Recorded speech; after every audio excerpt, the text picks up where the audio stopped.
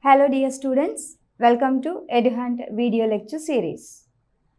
We have finished how nutrition, that is how plants get food, how they prepare food, that is in autotrophic organisms.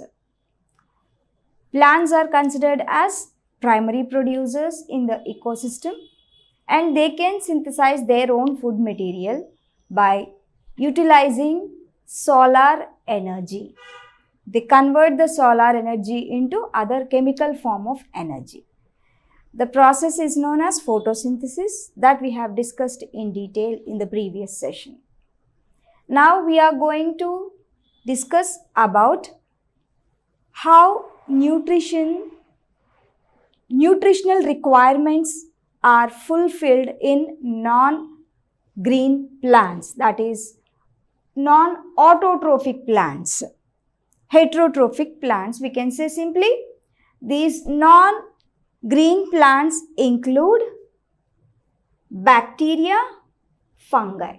Non-green plants include bacteria and fungi, and especially bacteria are included in microorganisms. Isn't it? They cannot prepare their own food material as they do not possess the green pigment known as chlorophyll. Chlorophyll is absent. That is why they cannot synthesize food material. Okay, we can categorize the heterotrophic plants into 4 different types. One is parasites, second saprophytes, third the carnivorous plants, and fourth category of plants or fourth category of non-green plants are symbiotic plants. Let's see each one in detail. What are parasites? From the basic knowledge, we can say that parasites are the organisms which depend on other organisms for food and they harm the organism, that is the host. By harming the host, they draw the food material from the host.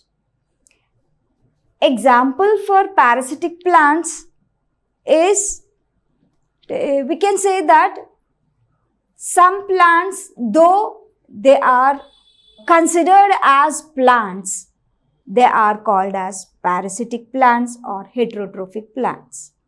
Example is Cuscuta. The scientific name is Cuscuta, commonly called as dodder or amarble. Cuscuta is a complete parasite. Again, these parasitic plants are again classified into 2 categories. One is complete parasite. I'll explain that. Parasitic plants, if we take parasitic plants,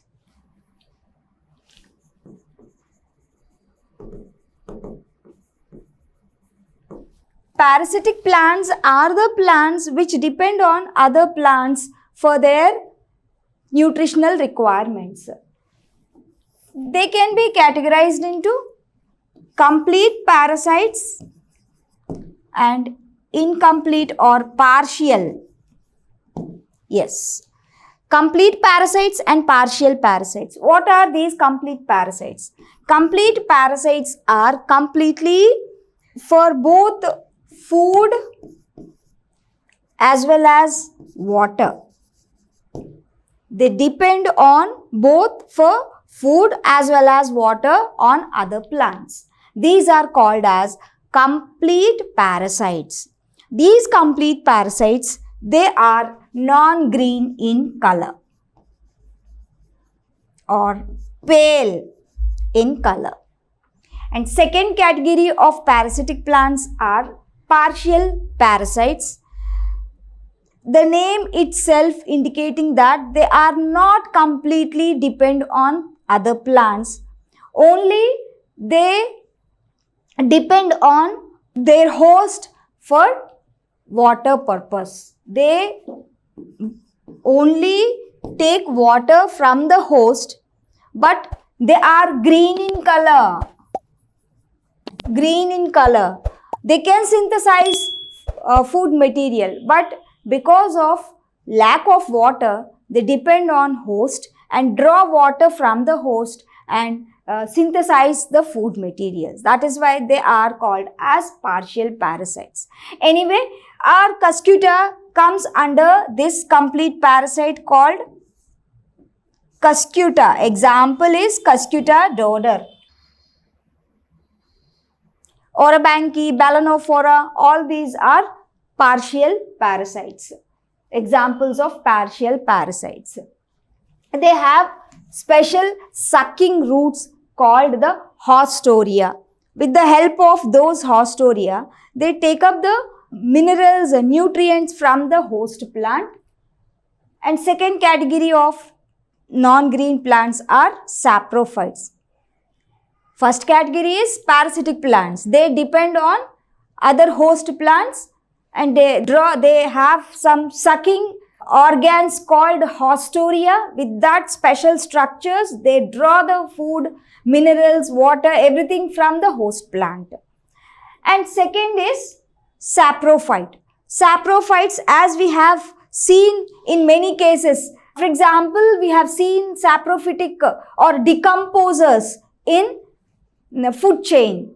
Ultimately, all the organisms after their death, they reach the soil, and by the action of these soil microorganisms, the complex matter will be broken down into simpler ones, and by the action of the enzymes present in these saprophytes or decomposers, the complex materials will be converted into simpler ones and they mix up with the soil, and in this way the saprophytic organisms or the decomposers help the plants in improving the nutrient status of the soil. Anyway, saprophytic plants, example, even bacteria come under the category of saprophytes as well as fungi. Fungi is another category of plants because fungi are thallophytic plants. Thallophytes. What are thallophytes? Thallophytes are nothing but the plants which do not possess leaves, stem, root like structure. That is, the plant body is not differentiated into root, leaf, stem like structures. But how the plant body looks? It looks like a simple network of some strands, network of filaments known as mycelium. Even fungi, bacteria come under the category of saprophytes. Saprophytes can also be called as decomposers. Saprophytes are also called as decomposers as they decompose the dead organic matter and split up, cause the breaking down of the complex molecules, complex compounds into simpler ones and increase the soil fertility by mixing these simpler molecules with the soil particles. And the next category is carnivorous plants or insectivorous plants. Have you ever heard about insectivorous plants or some kind of plants that eat insects? Yes, insectivorous plants are carnivorous in nature. Then how they eat insects? We have teeth in our mouth, and not only we, all mammals have teeth in their mouth. So even some amphibians have teeth in their mouth. They can eat with the help of mouth. They can chew the material. But plants, they do not possess any teeth inside their leaves or any other structures, then how can they eat an insect? That is the question. So some plants like a pitcher plant called pitcher plant. The scientific name of pitcher plant is Nepenthes. This is known as pitcher plant. It grows in Assam. Assamlo grow avutundi. I'll show you the plant. Yes, this is the plant. This is the plant. Here the leaf is the modified leaf. Leaf is modified into a pitcher, a flask-like structure. It has an attractive lid. This lid attracts the insects. Because of that, the insect gets attracted by this and it moves into the pitcher. This pitcher. This is the modified leaf. Because to trap the insects, the leaves are modified in such a way that these pitchers have digestive hairs and digestive juices, digestive glands are present inside the pitcher. These digestive glands secrete some proteolytic enzymes.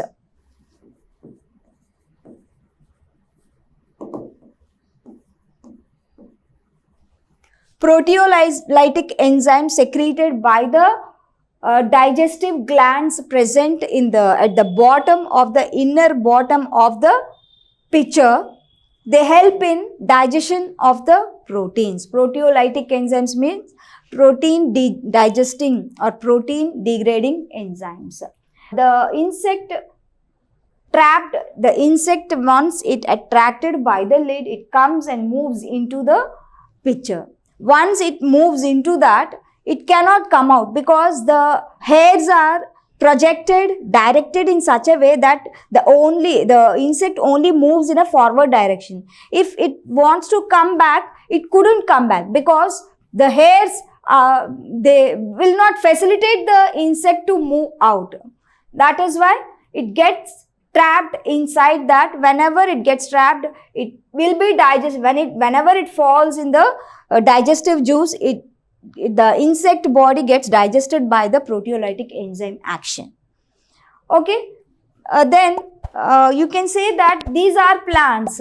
What is the necessity of trapping those insects? These are plants. You can see clearly green leaves in it, and they are having green leaves. They can synthesize their food. Then why they are dependent on other insects? That is the question. So why they are dependent on other insects or other small insect-like organisms, tiny organisms? Because though they are photosynthetic, autotrophic organisms, they grow in nitrogen deficient soils.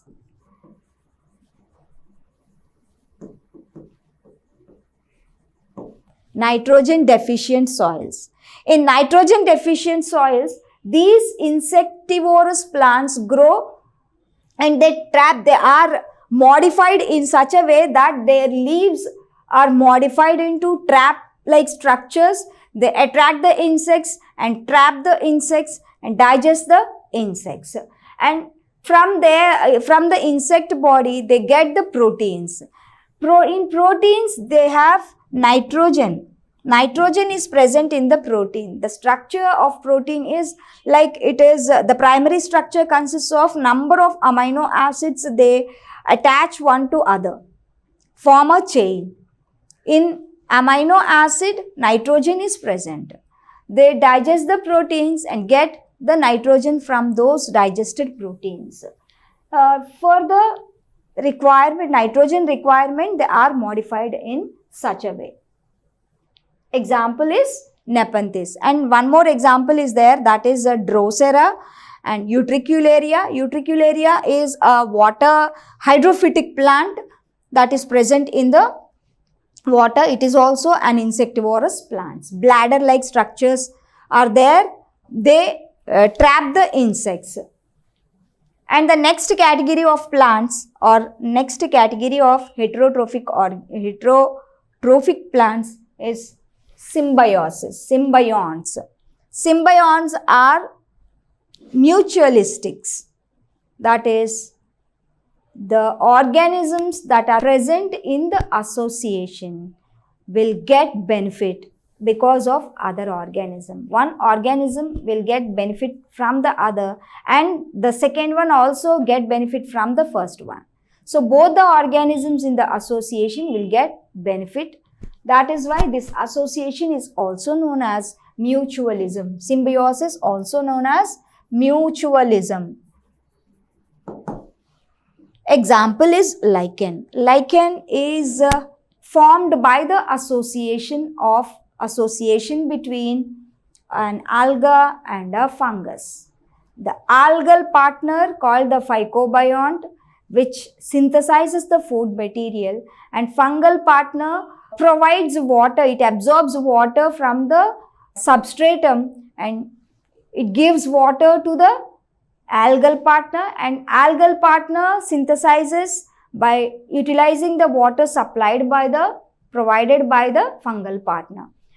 In both way, both the organisms will get benefit equally.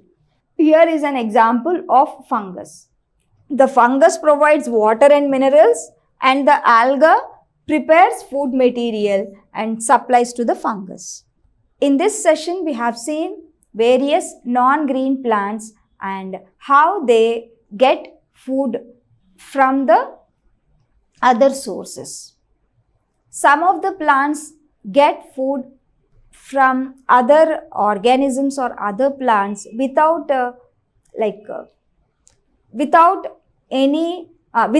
by harming the other organism, and some organisms are getting food without harming the organism. Both the conditions we have discussed. In the first category of organisms, we have seen the parasitic plants, and in second case, the saprophytic plants. Third, the symbiotic plants, and fourth, that is insectivorous plants. And all these four different categories of plants are considered as non-autotrophic plants. Non-autotrophic plants. Even though insectivorous plants are phototrophs, that is photosynthetic organisms, they depend on other insects for their nitrogen requirement, mineral requirement. That is why they are considered as insectivorous plants. They are green in color. They are not non-green plants. They are green plants only. They are autotrophs, but they are considered as insectivorous. Insectivorous means eating, insect-eating plants. They are photosynthetic plants, but they eat insect for nitrogen requirement. So this is the end of the class. I hope you have understood the concept. Goodbye.